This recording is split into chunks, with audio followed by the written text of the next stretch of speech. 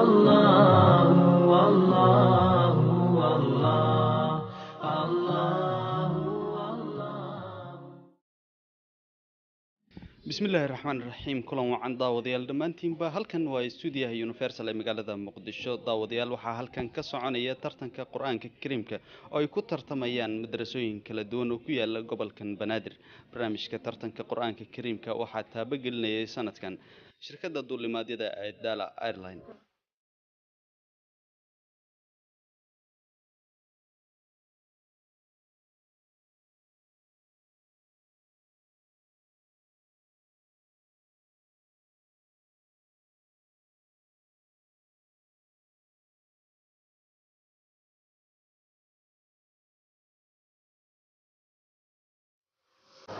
barnaamijka tartan aqooneedka ee quraanka ee ka baxa bisha barakeysan ramadaanka TV-ga Universal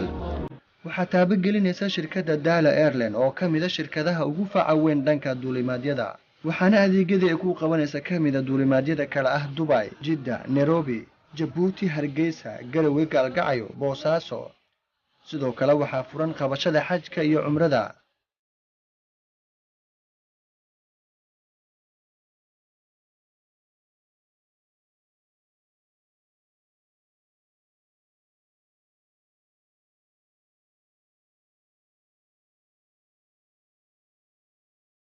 hadduu alla idmo sida caadada ahayd waxa ku tartamaya barnaamijkan qaybtiisan saddex arday oo kala matali doonto saddex madraso quraan barnaamijka waxa isku soo dubariday oo fududeeyay hadduu alla idmo ustaad Isxaaq Cabdullaahi Xasan dhinaca garsoorka iyo su'aalo weydiintana waxa inoo fadhiya Shariif Ibraahim Cabdullaahi Cali iyo sidoo kale Sheekh Xasan Maxamed Xasan Diinsoor iyo Sheekh Maxamuud Cabdi Wehliye saddexdaasi mashaa'iq ayaa kala saari doonta ardayda hadduu alla idmo ardayda tartami doonta waxay kala yihiin Deeqa Nuur Xuseen oo ka socota madrasada Ibn Abbas iyo sidoo kale Cabdiraxmaan Xuseen Axmed oo Abu Ubayda Dharkeenley ka socda iyo sidoo kale Cabdirasaaq Bashiir Maxamed oo Daarul Qur'aan madrasa la yiraahdo matalay saddexdaasi arday ayaa hadduu alla idmo ku tartamaya goordhow waxaan u sameyn doonaa qoratuur ardayga ay noqoto in lagu bilaabo su'aalaha hay'ashee waxaan ka horeysiinayaa kelimada uu jeedinayo gudoomiyaha guddiga garsoorka Shariif Ibraahim Cabdullaahi Cali kelimadaasi oo ku aadan baraarujin loo sameynayo ardayda iyo hanaanka uu u soconayo tartankeena Shariif Ibraahim ku soo dhawow alxamdulillaah alla mahadi subxaanah aan maanta ku kulmayno calaa maa'idati alqur'aan quraanka iyo tartankiisa aan kulmayno marka ugu horeysa waxaan mahadcelin u jeedinaa bacdallahi subhanahu wa ta'ala kanaalka Universal oo runtii aad iyo aad mar walbaba u weyneeyo quraanka kariimka gaar ahaan bisha quraanka shahru ramadaan aad iyo aad baan maarta ugu mahadcelinayna waxaan leenahay jazaakallahu khayr maamulkiisa iyo inta hoola ka wadaba marka labaad marka saddexaad shirkadda dacminayso ama maalgelinayso ama dhiirigelinayso ardada oo daalo ayadana aad iyo aad bay maarta u mahadsan tahay shaqaalaha iyo kaamirtayaasha kulligooda iyo culimadii iyo mashaayikhda iyo ardadii kulligooda jazaakumullahu khayr baan leenahay inta kadib waxa weeyaan qaabka nidaamka uu tartanka u soconayo waa saddex su'aalood baa ardayga la weydiinay su'aal waxa laga weydiinayaa 10 juz oo ugu horeeya su'aal labaad waxa laga weydiinayaa 10 dhexe su'aal saddexaad waxa laga weydiinayaa 10 dambe saddexaas su'aalood baa la weydiinayaa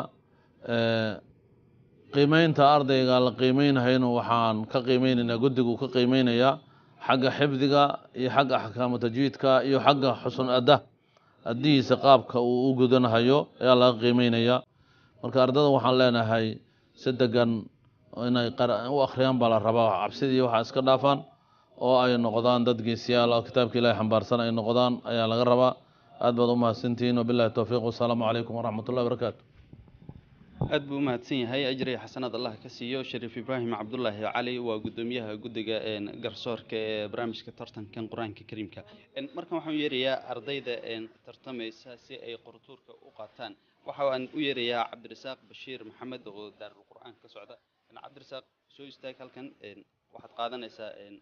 macalinka warqadaha hor yaalo si aad u tijaabiso bal inaad tahay ardayga koowaad inaad noqoto kan labaad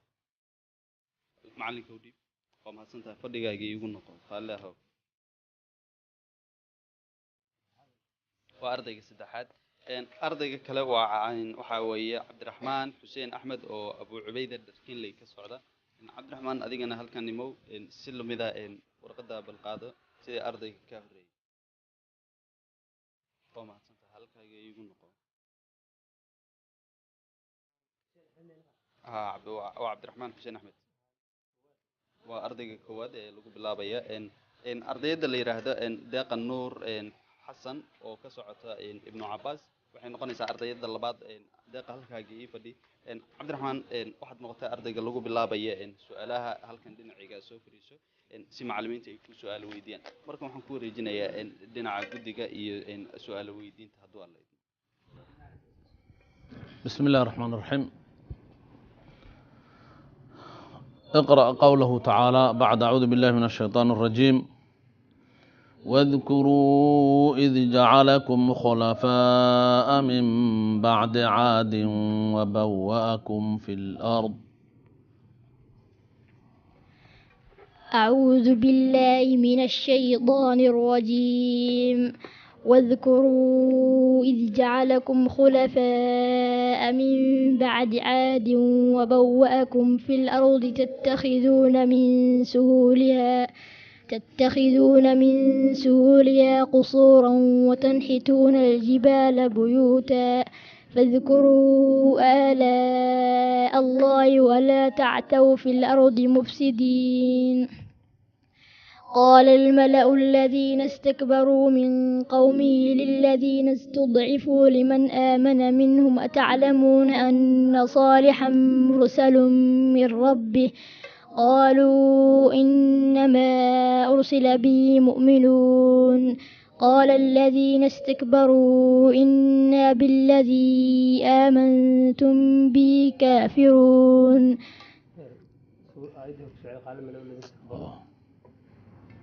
قال الملأ الذين استكبروا من قومه للذين استضعفوا لمن آمن منهم أتعلمون أن صالحا مرسل من ربه قالوا إنما أرسل به قال الملأ الذين استكبروا من قومه للذين استضعفوا لمن آمن منهم أتعلمون أن صالحا مرسل من ربه قالوا إنا بما أرسل به مؤمنون قال الذين استكبروا إنا بالذي آمنتم به كافرون فعقروا الناقة وعتوا عن أمر ربهم وقالوا يا صالح ائتنا بما تعدنا إن كنت من المرسلين فأخذتهم الرجفة فأصبحوا في دارهم جاثمين فتولى عنهم وقال يا قوم لقد أبلغتكم رسالة ربي ونصحت لكم ولكن لا تحبون الناصحين ولوطا إذ قال لقومه أتأتون الفاحشة ما سبقكم بها من أحد من العالمين إنكم لتأتون الرجال شهوة من دون النساء بل أنتم قوم مسرفون حسب.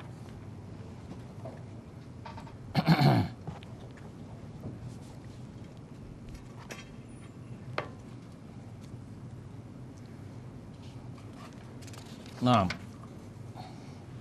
اقرأ قوله تعالى يا يحيى خذ الكتاب بقوة. أعوذ بالله من الشيطان الرجيم. يا يحيى خذ الكتاب بقوة وآتيناه الحكم صبيا وحنانا من لدنا وزكاة وكان تقيا وبرا بوالديه ولم يكن جبارا عصيا وسلام عليه يوم ولد ويوم يموت ويوم يبعث حيا واذكر في الكتاب مريم إذ انتبذت من أهلها مكانا شرقيا فاتخذت من دونهم حجابا فأرسلنا إليها روحنا فتمثل لها بشرا سويا قالت إني أعوذ بالرحمن منك إن كنت تقيا قال إنما أنا رسول ربك لأهب لك غلاما زكيا قالت أنى يكون لي غلام ولم يمسسني بشر ولم أك بغيا قال كذلك قال ربك هو علي هين ولنجعله آية للناس ورحمة منا وكان أمرا مقضيا فحملته فانتبذت به مكانا قصيا فأجاءها المخاض إلى جذع النخلة قالت يا ليتني مت قبل هذا وكنت نسيا منسيا فناداها من تحتها ألا تحزني قد جعل ربك تحتك سريا وهزي إليك بجذع النخلة تساقط عليك رطبا جنيا. حاسبه.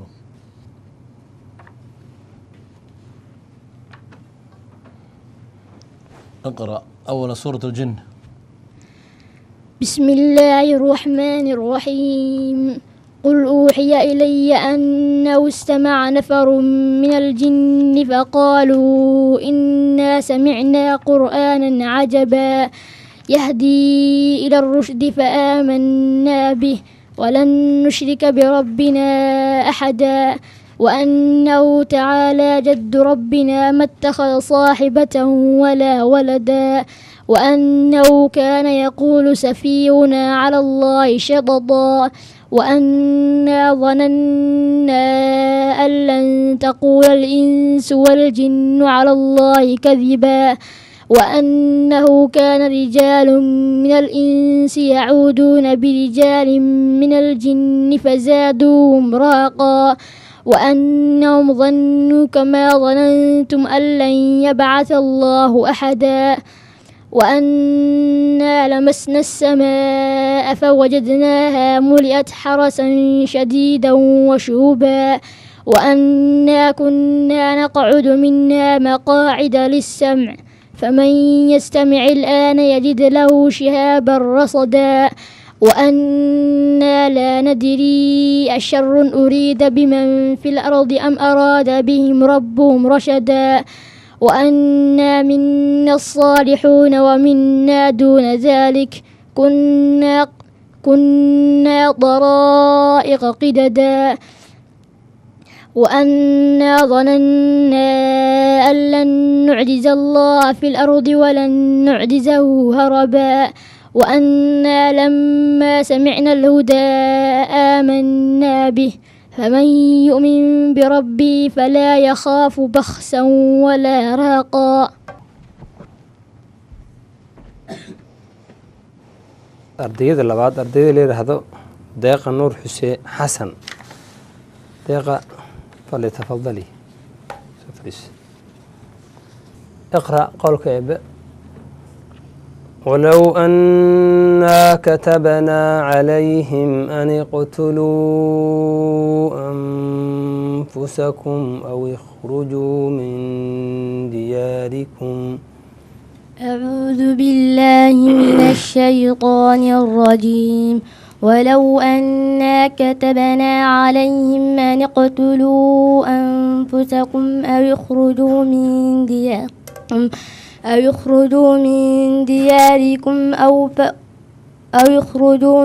دياركم ما فعلوه ولو أنا كتبنا عليهم أن اقتلوا أو يخرجوا من دياركم أو فعلوا استجي مركو هوريسه عيد لا استجي قرآن كده خرجت اللواء مركا بارك الله فيك كعلمك. ولو أنا كتبنا عليهم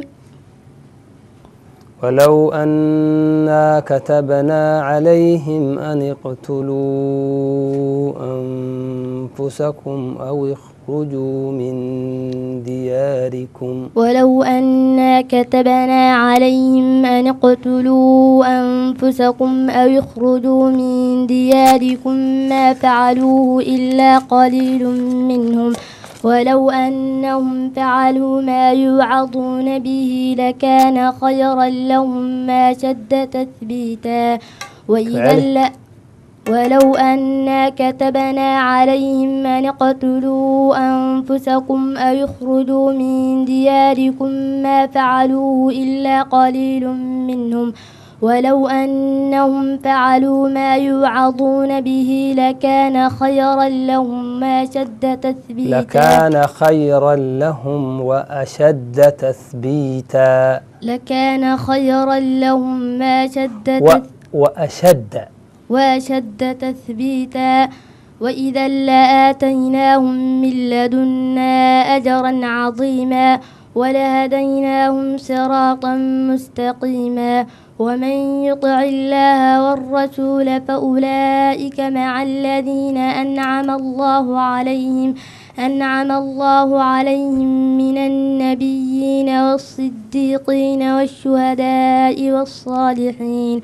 وحسن أولئك رفيقا ذلك الفضل من الله وكفى بالله عليما يا أيها الذين آمنوا خذوا حذركم أو انفروا ثباتا يا أيها الذين آمنوا خذوا حذركم فانفروا ثبات أو انفروا جميعا وإن منكم لمن ليبطئن فإن أصابتكم مصيبة قال قد أنعم الله علي إذ لم أكن معهم شهيدا ولئن أصابكم فضل من الله ليقولن كأن لم تكن بينكم وبينه مودة يا ليتني كنت معهم فأفوز فوزا عظيما فليقاتل في سبيل الله الذين يشرون الحياة الدنيا بالآخرة ومن يقاتل في سبيل الله فيقتل أو يغلب فسوف نؤتيه أجرا عظيما. حسبك. السؤال الثاني اقرأي من قول الله تعالى ألم تروا أن الله سخر لكم ما في السماوات وما في الأرض وأسبغ عليكم نعمه ظاهرة وباطنة. ألم تروا أن الله سخر لكم ما في السماوات وما في الأرض جميعا وأسبغ عليكم ألم تروا أن الله سخر لكم ما في السماوات وما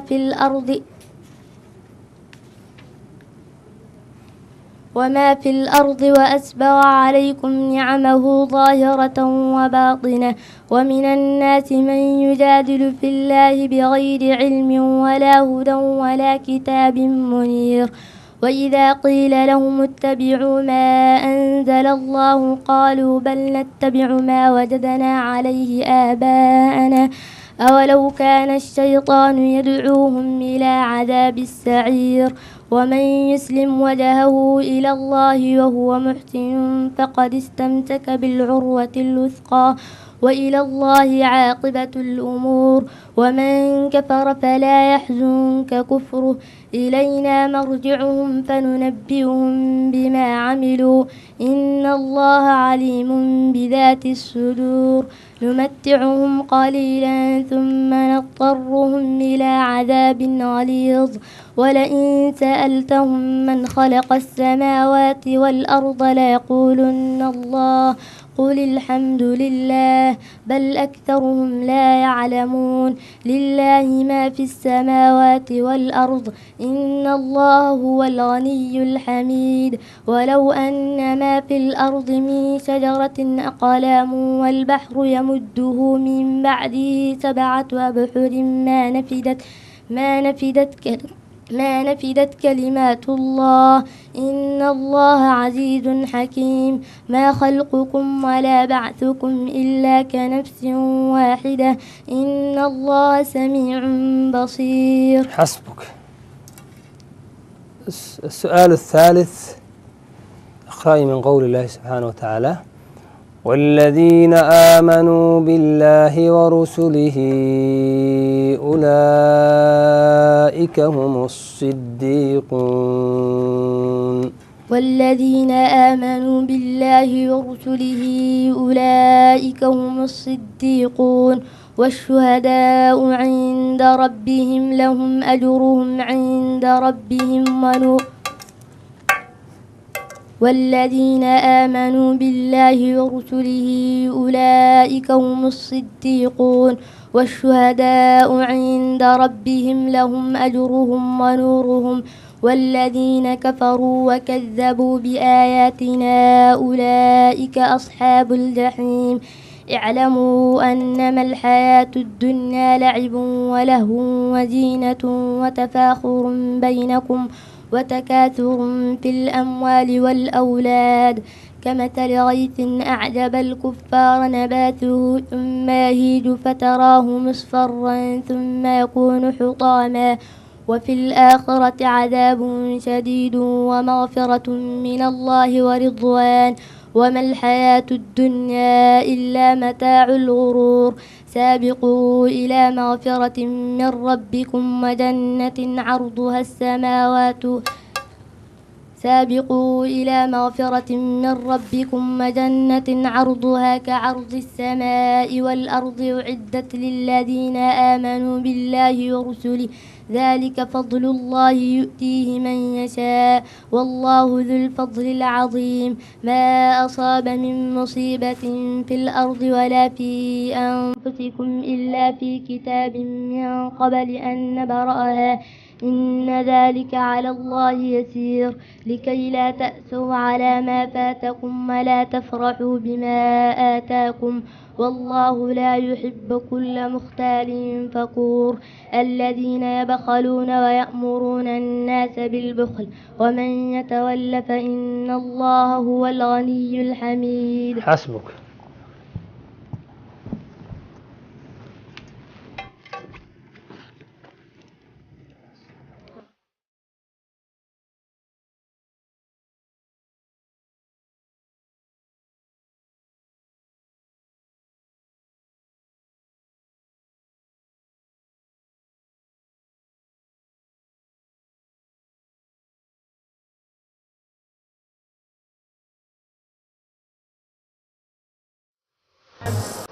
barnaamijka tartan aqooneedka ee qur-aanka ee ka baxa bisha barakeysan ramadaanka tv-ga universal waxaa taabagelinaysa shirkadda daala airline oo ka mida shirkadaha ugu faca weyn dhanka duulimaadyada waxaana adeegyadii ay ku qabanaysa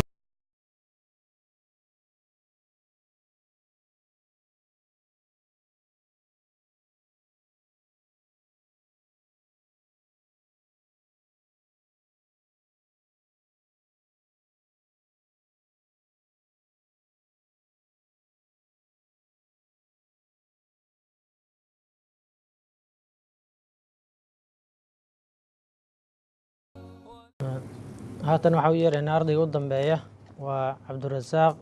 bashiir maxamed oo ka socda madarasada daaru lqur'aan.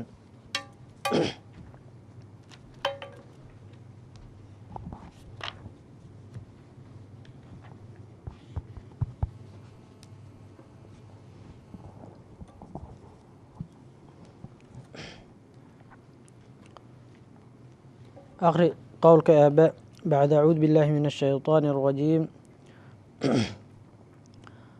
ربنا آمنا بما أنزلت واتبعنا الرسول. أعوذ بالله من الشيطان الرجيم. ربنا آمنا بما أنزلت واتبعنا الرسول فاكتبنا مع الشاهدين. ومكروا ومكر الله والله خير الماكرين. إذ قال الله يا عيسى إني متوفيك ورافعك إلي ومطهرك من الذين كفروا وجاعل الذين اتبعوك فوق الذين كفروا إلى يوم القيامة ثم إلي مرجعكم فأحكم بينكم فيما كنتم فيه تختلفون. فأما الذين كفروا فأعذبهم عذابا شديدا في الدنيا والآخرة وما لهم من ناصرين. وأما الذين آمنوا وعملوا الصالحات فيوفيهم أجورهم والله لا يحب الظالمين.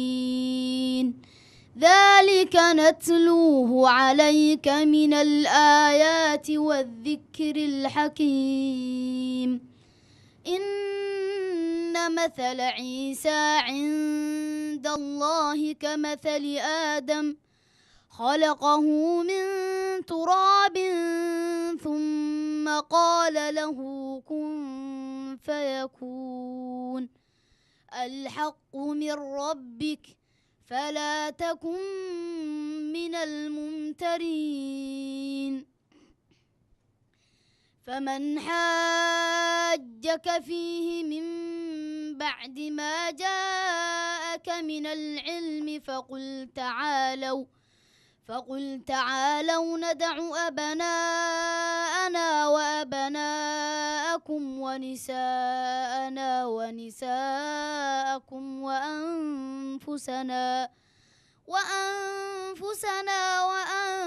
وأنفسكم ثم نبتهل فنجعل لعنة الله على الكاذبين. حسن.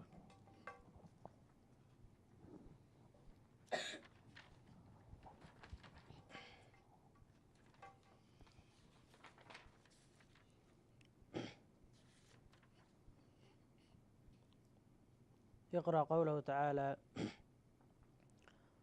ويصنع الفلك وكلما مر عليه ملأ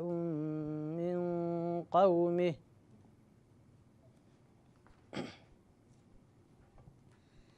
ويصنع الفلك وكلما مر عليه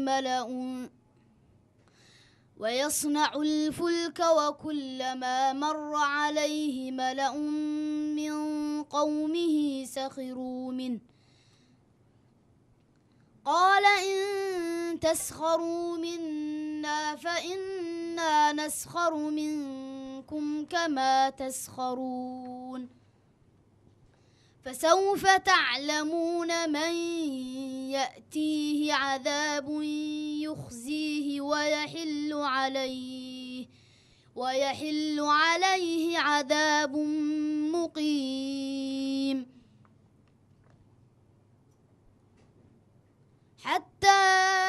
إذا جاء أمرنا وفارت النور قل نحمل فيها من كل زوجين اثنين وأهلك إلا من سبق عليه القول وما آمن معه إلا قليل. وقال اركبوا فيها بسم الله مجريها ومرساها إن ربي لغفور رحيم. وهي تجري بهم في موج كالجبال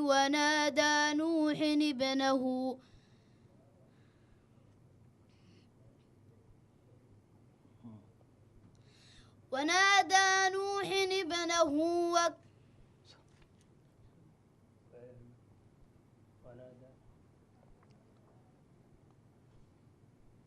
وهي تجري بهم في موج كالجبال ونادى نوح وهي تجري بهم في موج كالجبال ونادى نوح ابنه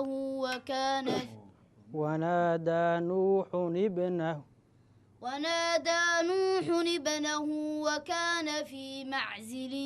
يا بني اركب معنا ولا تكن مع الكافرين قال سآوي إلى جبل يعصمني من الماء قال لا عاصم اليوم من أمر الله إلا من رحم وحال بينهما الموج فكان من المغرقين وقيل يا أرض ابلعي ماءك ويا سماء أقلعي وغيض الماء وقضي الأمر واستوت على الجودي وقيل بعدا للقوم الظالمين ونادى نوح ربه فقال رب إن بني من أهلي وإن وعدك الحق وأنت أحكم الحاكمين. حسبك. يقرأ قوله تعالى إن يوم الفصل ميقاتهم أجمعين. إن يوم الفصل ميقاتهم أجمعين يوم لا يغني مولا عن مولا شيئا ولا هم ينصرون إلا من رحم الله إنه هو العزيز الرحيم إن شجرة الزقوم طعام الأثيم كالمهل يغلي في البطون كغلي الحميم خذوه فاعتلوه إلى سواء الجحيم ثم صبوا فوق رأسه من عذاب الحميم ذق إنك أنت العزيز الرحيم ذق إنك أنت العزيز الحكيم ذق إنك أنت العزيز الكريم إن هذا ما كنتم به تمترون إن المتقين في مقام أمين في جنات وعيون يلبسون من سندس واستبرق متقابلين كذلك وزوجناهم بحور عين يدعون فيها بكل فاكهة آمنين لا يذوقون فيها الموت إلا الموتة الأولى ووقاهم عذاب الجحيم فضلا من ربك ذلك هو الفوز العظيم فإنما يسرناه بلسانك لعلهم يتذكرون فارتقب إنهم مرتقبون.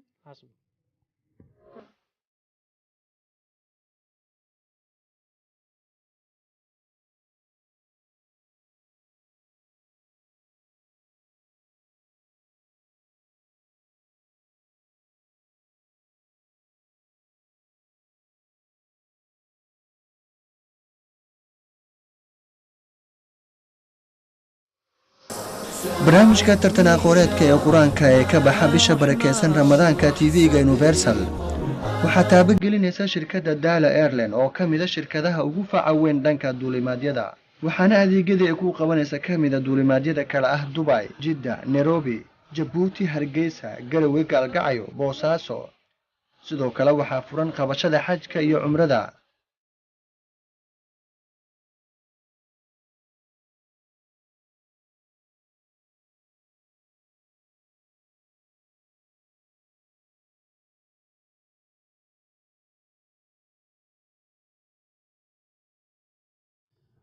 وتحيي داوديال ولي واحد نقل سعوتان استوديوها مقالة مقدشة يونيفرسال تي في رمضان كريم أيان إذن لنا هاي دمانتين بقى هل كان وحا كتر تمي سدح أردي وكلمة تليسي سدح مدرسة القرآن وكويا لما مقالة مقدشة أردي دي هل كان كبرة تمي وحي كلا هايين دي غنور حسن وكسعوتين مدرسة ابن عباس يا عبد الرحمن حسين أحمد أو أبو عبيد الدرفكين اللي مدرسة اللي هذا كسعودي يا عبد الرزاق بشير محمد أو دار القرآن كسعودي سدح ذا أردي أيا هل كان كتر تنتي برامج كان واحد تابق لي شركة الظلمات دالة ايرلاين waxaa isku soo duway ustaad Isxaaq Cabdullaahi Cali oo ustaad Isxaaq Cabdullaahi Xasan halka dhinaca garsoorkan ay noo fadhiyeen Shariif Ibrahim Cabdullaahi Cali iyo Sheekh Xasan Maxamed Xasan Diinsoor iyo Sheekh Maxamuud Cabdi Weli dhamaanteanba waxaan idin leenahay daawadayaal sida iyo nabadgelyo intaan dib ugu kulmi doono barnaamij midkan la mid ah Ramadaan Kariim